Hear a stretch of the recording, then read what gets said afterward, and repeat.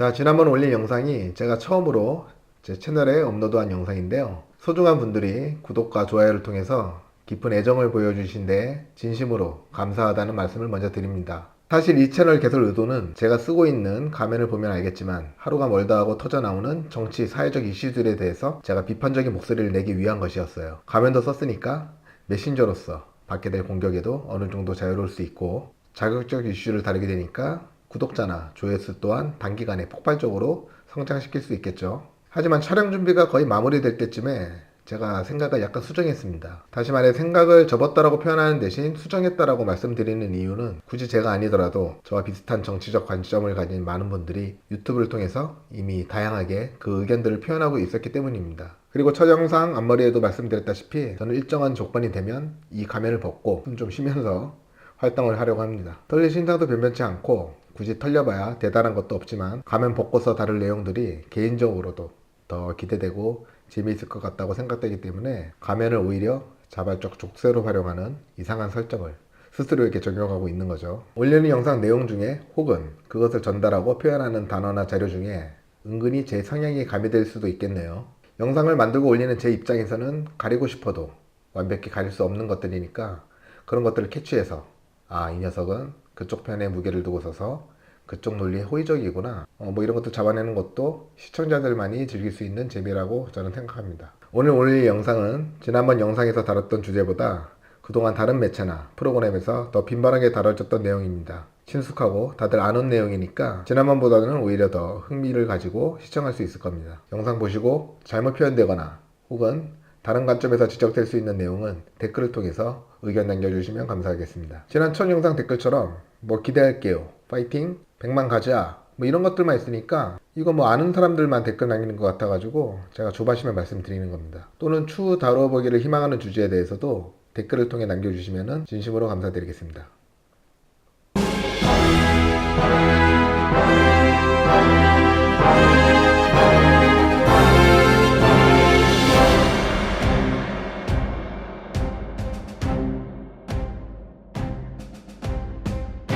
자, 이번 시간에는 여러분들이 국제정세, 특히 한반도 그 주변 안보 상황에 대한 뉴스나 시사 프로그램 이런 거 접할 때 보다 깊은 이해력을 가지는데 조금이나마 제가 도움이 될 만한 이야기를 간략하게 진행하고자 합니다. 최근 들어 중국이 설정한 돌연선이라는 개념이 언론에 자주 언급되는데요. 1차 돌연선, 2차 돌연선 이렇게 이야기하면서 다음과 같은 사진도 이렇게 쫙 나오고 그 범위가 이러이러하게 설정된다는 식으로 설명을 하게 되죠.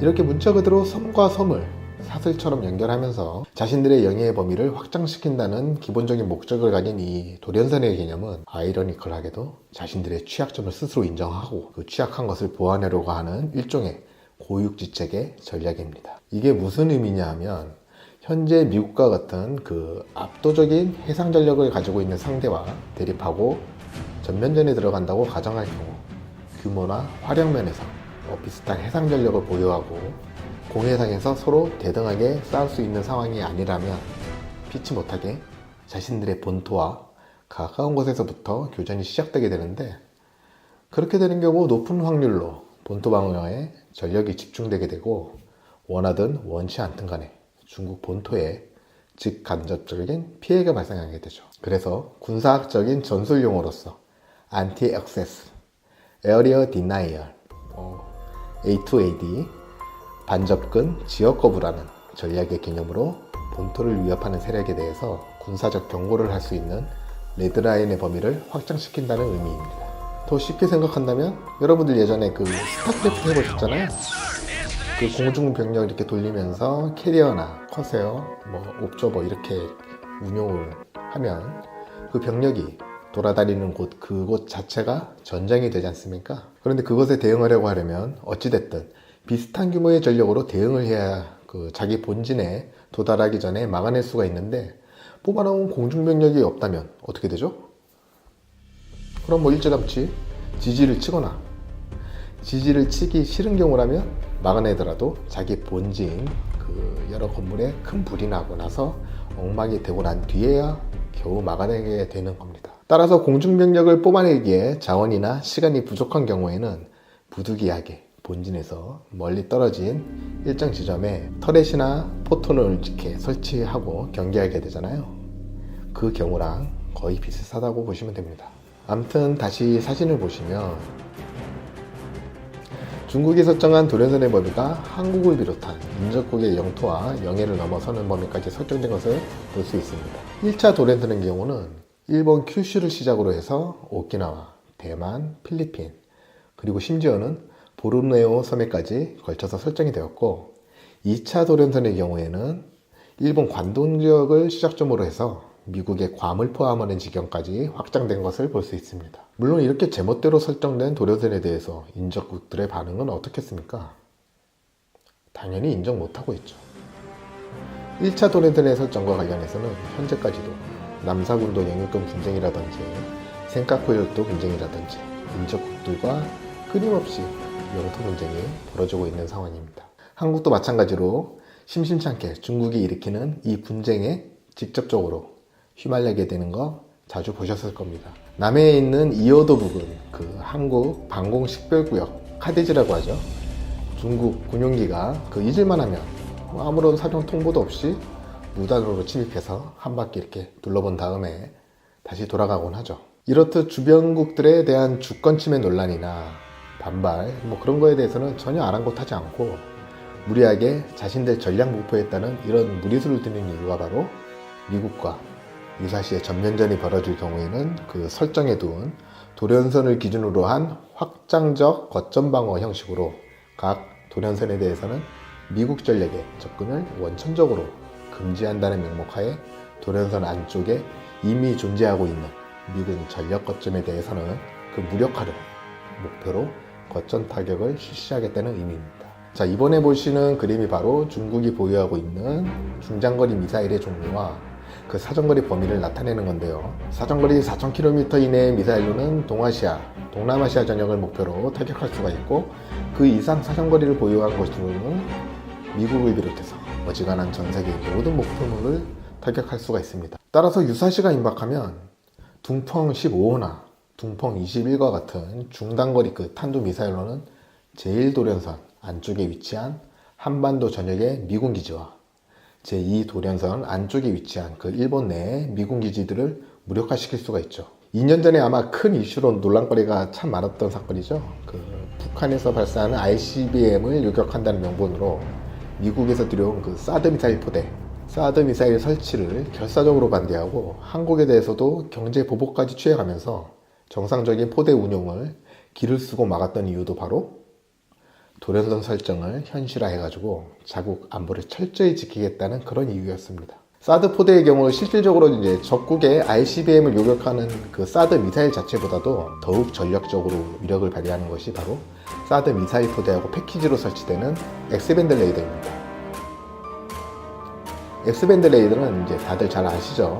그 인터넷에도 그 자료가 아주 많이 나와 있는데 문자 그대로 그 X밴드 대역의 주파수를 활용해가지고 지대공 미사일이나 그 탄도 미사일에 궤적을 포착해서 추적하는 레이더입니다. 이게 일반적인 경우라면 그 저출력 상태로 이제 운용을 해서 비교적 제한적인 그 범위 안에서의 탐지만 이용하게 되는데, 보다 그 정밀한 대상의 탐지를 위해서는 출력을 왕창 올려가지고 탐지 정밀도를 높여야 돼요. 이런 경우 그 탐지 범위도 확장되게 되는 거죠. 그래서 중국 주장에서처럼 사드 미사일 포대와 X밴드 레이더가 대한민국 그 어느 지역에 있더라도 출력 그 변환만 조절한다면 중국 만주 지역뿐만 아니라 중국 동부 지역 전체가 X밴드 레이더 그 범위 안에 포함되게 되니까 그걸 문제 삼고 있는 겁니다. 또 비슷한 시기에 이슈화 되었던 것이 바로 제주 해군기지 건설에 대한 반대였습니다. 중국이 설정한 제1도련선이 시작되는 목줄기에 해당되는 그 제주도에 중국을 위협할 수 있는 규모의 해군기지가 들어서는 것 때문인데요. 이 문제에 대해서는 이제 국내에서 해군기지 건설 반대 의견을 가진 지역 주민, 그리고 일부 진보단체 등이 중심이 돼가지고 조직적인 그 반대 운동 때문에 남남 갈등의 모습으로 전개되기도 했죠. 이 문제에 대해서는 여러 매체나 채널에서 그 자세한 것들을 정리해둔 영상이 아주 많이 있으니까 관심 있으신 분들은 나중에 함께 살펴보셔도 좋을 것 같습니다. 자, 어쨌든 지금까지는 중국 입장에서의 돌연선 설정 배경과 관련해서 살펴봤는데, 이건 어디까지나 중국의 입장이고 대상이 되는 인접국들의 반응은 어떨까요? 당연히 인정 안 하고 있죠. 특히 남사군도 분쟁을 겪고 있는 베트남, 필리핀 등의 그 동남아시아 국가들과 센카쿠역도 분쟁의 당사자인 일본은 중국의 이런 주장에 대해서는 아주 적극적으로 대응하고 있기 때문에 중국이 원하는 제1돌연선이 현실적으로 확정되는 것 그 자체가 아직은 힘든 상황입니다. 더군다나 분쟁 핵심국인 미국은 어떨까요? 인정을 안 하는 것을 넘어서서 오히려 중국의 숨통을 더 조이려고 하고 있지 않습니까?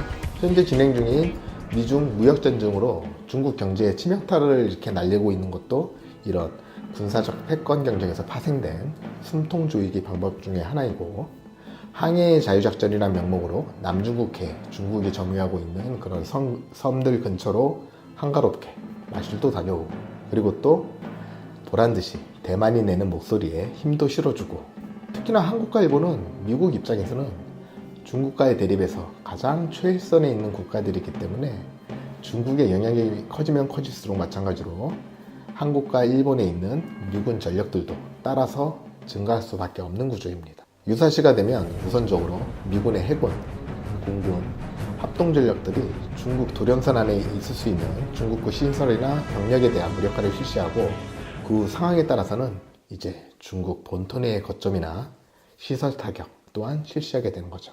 이런 구도로 가기 위한 선결 조건이 바로 중국을 지척에 두고 그 위협에 항시적으로 대응할 수 있는 한국과 일본 내 미군 전력 유지입니다.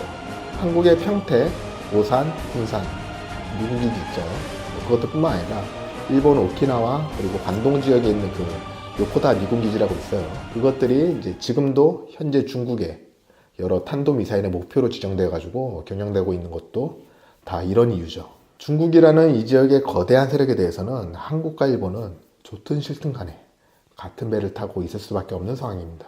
대한민국이 탄생한 것과 일본 제국이 멸망하고 현재 일본국으로서의 일본이 될 수 있었던 배경은 모두 2차 세계대전 후에 미국이 쌓고 보유한 그 뭐라고 할까요? 지분? 스탁의 영향이 절대적이거든요. 이 배경에 대해서는 여러분들 모두 잘 알고 있으리라 여기기 때문에 부연 설명을 하지 않겠습니다. 그래서 남북 통일 문제에 대해서도 그 지역적으로 보기보다는 동아시아 역학 구도에 근거해서 보다 범위를 넓혀 바라보는 게 매우 중요합니다. 정말 우리의 바람대로 혹은 북한 지도자가 그 어느 순간 마음이 이렇게 획 변해가지고 핵탄두와 대륙간 탄도미사일 전량 폐기하고 우리 함께 진짜 평화롭게 살아갑시다. 단일정부 구성하고 민족 통일합시다. 이렇게 해서 통일이 된다 한들 우리가 막연하게 생각하는 평화를 지속해 나가고 평화롭게 중립만 지키는 게 정말 가능할까요?